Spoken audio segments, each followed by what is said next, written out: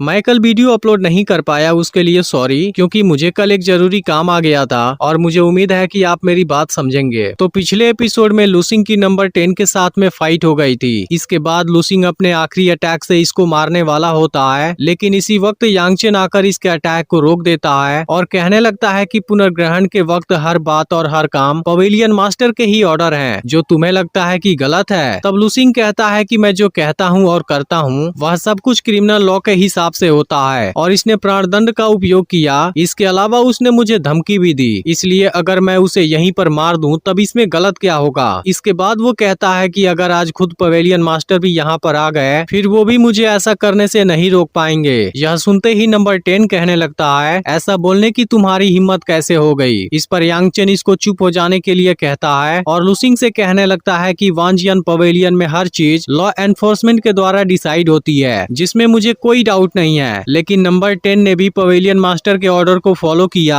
जो कि वांजियन पवेलियन के प्रोग्रेस के लिए ही था। फिर भी मुझे लगता है नंबर 10 को उसकी सजा मिल चुकी है और यह सब यहीं पर खत्म होना चाहिए। लेकिन लुसिंग अभी इस बात पर कुछ नहीं बोलता। तब यांगचेन कहता है कि आउटर डोर का मैटर अभी यहीं पर खत्म नहीं हुआ है, इसलिए भले ही थोड़ा टाइम लगे, इसके साथ लॉ एनफोर्समेंट ही डील करेगा। फिर नंबर 10 अपने कटे हुए हाथ के साथ स्टूडेंट के सामने आता है और बोलता है कि मैं अब तुम्हें एक आखिरी चांस देने वाला हूँ, इसलिए जो लोग सिंगयुन को सपोर्ट करना बंद कर देंगे और मुझे अपना मास्टर मानेंगे उन सभी के ऊपर से सारे इल्जाम हट जाएंगे। लेकिन जो लोग अभी भी सिंगयुन को सपोर्ट करना चाहते हैं उन सभी को वानफेंग माउंटेन पर कैद कर दिया जाएगा, जहाँ पर उनको हवाओं का टॉर्चर सहना होगा। फिर यांगचेन कहने लगता है कि तुम सभी का फ्यूचर ब्राइट है, इसलिए तुम लोग अपनी जिंदगी व्यर्थ में क्यों गंवाना चाहते हो। तब एक स्टूडेंट कहने लगता है कि जब मेरे पास कुछ नहीं था उस वक्त मास्टर सिंगयुन ने मुझे गिफ्ट दिया था, जिसके बिना मैं आज भी किसी काम का नहीं होता। इसलिए मास्टर सिंगयुन ने ची सियाओ और क्यूमो को चाहे मारा हो या नहीं मारा हो, मैं हमेशा ही उनको सपोर्ट करूंगा। इसके अलावा ची सियाओ और क्यूमो की भले ही मौत हो गई होगी, लेकिन मास्टर सिंगयुन कभी भी धोखेबाज नहीं हो सकते और उनके ऊपर मुझे पूरा विश्वास है। यह सुनते ही नंबर 10 इस पर गुस्सा होता है और यांगचेन लुसिंग से कहता है कि आउटर डोर का मामला संभल चुका है, इसलिए अब ये लोग तुम्हारे साथ में वानफेंग माउंटेन पर जाएंगे और पवेलियन मास्टर ने ऑर्डर दिया है कि वानफेंग माउंटेन पर जो भी जाएगा अगर वो ऑर्डर को नहीं मानता फिर वो वहाँ से एक कदम भी बाहर नहीं आ सकता। इस पर लुसिंग कहता है कि मैं एक लॉ एनफोर्समेंट स्टूडेंट हूँ, इसलिए क्रिमिनल लॉ के मामले में तुम्हारे गाइडेंस की जरूरत नहीं है। इसके बाद वो सिंगयुन के स्टूडेंट को अपने साथ लेता है और नंबर 10 से कहता है, अगर तुमने फिर से कभी क्रिमिनल लॉ को तोड़ने की कोशिश की फिर तुम्हें मरने से कोई नहीं बचा पाएगा, और वो सभी को लेकर चला जाता है। तब नंबर 10 यांगचेन से कहता है कि लुसिंग तो केवल एक लॉ एनफोर्समेंट स्टूडेंट है, फिर हमने उसको जाने क्यों दिया।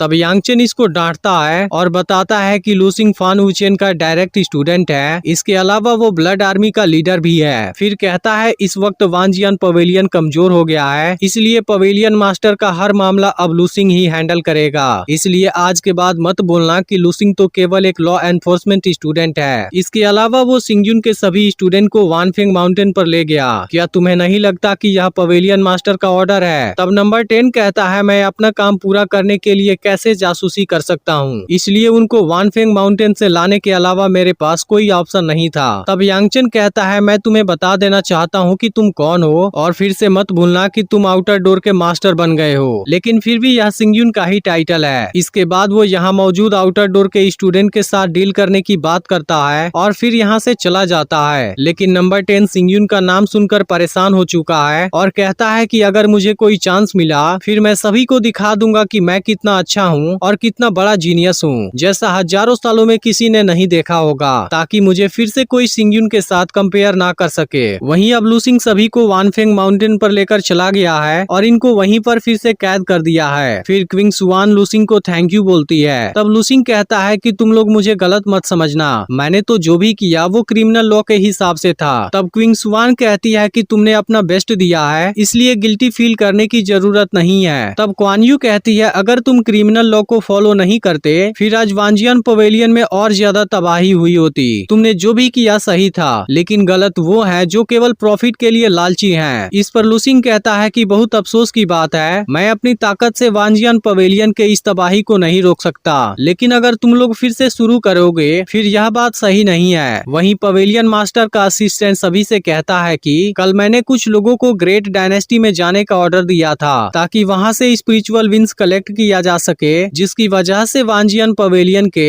स्पिरिचुअल विंस के आने में ज्यादा वक्त नहीं लगेगा। तभी पवेलियन मास्टर का भाई कहता है इतने दिनों की आराम के बाद इनर और आउटर गेट दोनों के स्टूडेंट का इमोशन शांत हो गया है। इसके अलावा कल्टीवेशन रिसोर्स के चोरी होने के मामले में अभी भी इन्वेस्टिगेशन जारी है। फिर पवेलियन मास्टर नंबर 10 से पूछता है कि तुमने सिंगयुन के स्टूडेंट को कैसे हैंडल किया। तब नंबर 10 कहता है कि मैं इस बात के लिए माफी चाहूंगा क्योंकि मैंने सिंगयुन के स्टूडेंट को खंडित कर दिया है, जिसमें से 6 लोगों ने मुझे ज्वाइन कर लिया है, जबकि बाकी लोग लूसिंग के साथ में हैं, जो उनको वानफेंग माउंटेन पर लेकर चला गया है और वहां पहरा दे रहा है। इस पर पवेलियन मास्टर कहता है अगर ऐसा है तो तुम्हें आउटर गेट के स्टूडेंट का अच्छे से यूज करना चाहिए, और अगर लूसिंग उन पर पहरा देना चाहता है फिर तुम्हें भी उसके साथ में जाना चाहिए। लेकिन तुमने बीच वाले लोगों को कैसे हैंडल किया। तब 10 बताता है कि वो लोग बहुत टफ हैं, जो स्वॉर्ड इंटेंट को नहीं देना चाहते, लेकिन आपको इस बारे में टेंशन लेने की जरूरत नहीं है, मैं इसे अच्छे से हैंडल कर लूंगा। फिर यांग चेन आता है और कहता है कि सिंगयुन शिप मास्टर लाइन से बिलोंग करता है, जिसका चेंगक्विंग और बाकी लोगों से कुछ कनेक्शन जरूर होगा, इसलिए मुझे लगता है कि शिप लाइन को आइसोलेट कर देना चाहिए और इंफॉर्मेशन की तलाश के लिए भी व्यवस्था करनी चाहिए। इस पर पवेलियन मास्टर कहता है कि तुम्हारी बात बिल्कुल सही है और शिप लाइन के चारों फाउंडर को आइसोलेट कर देना चाहिए, जिसके जिम्मेदारी मैं तुम्हारे ऊपर छोड़ता हूँ। तभी इसी वक्त यहाँ एक गार्ड भागते हुए आता है और पवेलियन मास्टर से कहता है कि माउंटेन गेट पर अचानक से एक बहुत बड़ी टीम आ गई है और उनको देखने से लगता है कि वो स्टार वैली सेक्ट से हैं। फिर पवेलियन मास्टर पूछता है कि वो लोग कितने होंगे। तब गार्ड बताता है कि मेरे हिसाब से 1 लाख से कम नहीं होंगे और वो हमारे ही वांजियन पवेलियन की ओर आने लगे हैं। यह सुनते ही पवेलियन मास्टर पूछता है कि उनकी स्पीड से यहाँ पहुँचने में उनको कितना टाइम लगेगा। तब गार्ड बताता है कि 2 इंटरेस्ट टाइम लग सकता है। अब इतना सुनते ही सभी लोग तुरंत यहाँ से निकल जाते हैं और वांजियन पवेलियन में आ जाते हैं। इसके बाद एपिसोड एंड हो जाता है, जिसका अगला एपिसोड फ्राइडे को रिलीज होगा। लेकिन अगर आपने पिछला पार्ट मिस कर दिया हो तब लेफ्ट वाली वीडियो जरूर देख लेना और चैनल को सब्सक्राइब करके नोटिफिकेशन को ऑल पर जरूर सेट कर देना।